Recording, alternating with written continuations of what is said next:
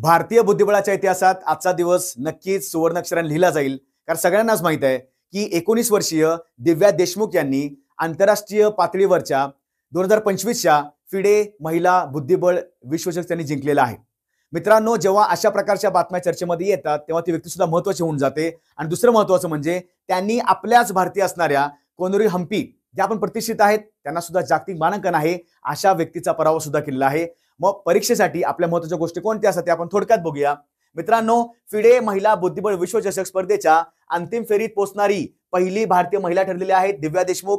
उपांत्य फेरीत त्यांनी काय केलं? चीनच्या टॅन जोंगीचा पराभव केलेला आहे.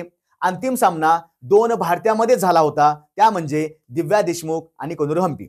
दिव्या देशमुख या महाराष्ट्राच्या रहिवासी आहेत आणि कोनोरी हम्पी या आंध्राच्या रहिवासी आहेत, आंध्र प्रदेशच्या रहिवासी आहेत. दिव्या देशमुख या महाराष्ट्राच्या नागपूर शहरातील रहिवासी आहेत. मित्रांनो, लक्षात ठेवायचं, त्यांना विदर्भकांनी असे म्हणलं जातं.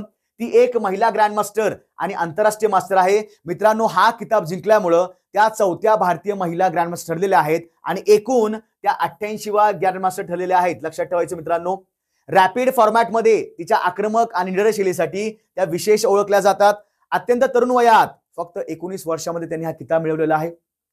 दिव्या ही नागपूरच्या भवन शाळेची विद्यार्थिनी आहे. 2012 मध्ये तिने 7 वर्षांखालील गटात पहिले नॅशनल टायटल जिंकले होते. आतापर्यंत जगभरातील विविध आंतरराष्ट्रीय स्पर्धांमध्ये त्यांनी 25 सुवर्ण, 6 रौप्य आणि 4 ब्रॉन्झ पदक जिंकलेले आहेत. मित्रांनो, खूपच महत्त्वाची बाब लक्षात येते आपल्याला की एवढ्या कमी वयामध्ये त्यांनी आंतरराष्ट्रीय झेप घेतलेली आहे. त्यांनी आंतरराष्ट्रीय आपलं नाव रोशन केलं आहे, भारताचं नाव आपलं उज्ज्वल केलं आहे. अशाच प्रकारचे व्हिडिओ पाहण्यासाठी लाईक करा, शेअर करा, सबस्क्राईब करा.